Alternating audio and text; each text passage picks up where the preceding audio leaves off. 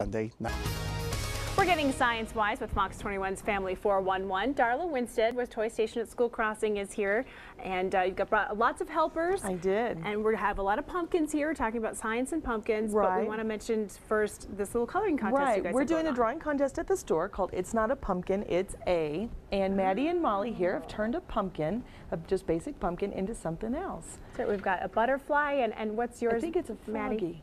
A frog. And we're going to have butterfly. winners in 4-H groups. They come into the store, get the form, and just have to return it by October 30th. Okay, thank you, ladies. Okay, let's get down to some science. All right. Well, over here I brought Amy, Andy, and Abby with me, my 3A friends.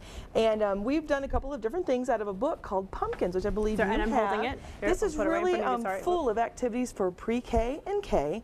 And it has language arts, math, science, songs, recipes, all kinds of things. So we've done a couple of activities today out of that book. Excellent. One of them, before we started, I had all the kids look at this big pumpkin that we have over here, and I had them cut string guessing how big around they thought that pumpkin was. So everybody okay. hold up your strings. Let me see those strings. How big did you think it was? Okay. Oh, wow. Lots of different guesses here. And this is reminds me the of one that is actually the right length around. So let's see which one was close. Can I borrow yours?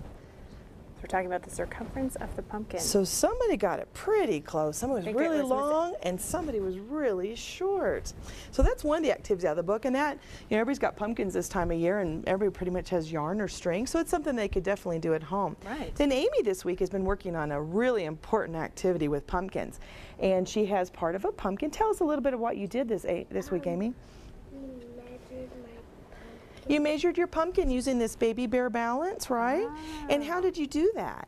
We put the pumpkin on this side and put the bears on this side. On the other side. So she has a graphic organizer here showing what she's done. She started last Thursday and there were 20 bears. And then every day she's been weighing it. So go ahead and start weighing it now. Right, let's weigh the What do you pumpkin. guys think? How many bears do you think it's going to weigh today? Yesterday it weighed 11 bears. So Abby, how many bears do you think it's going to weigh?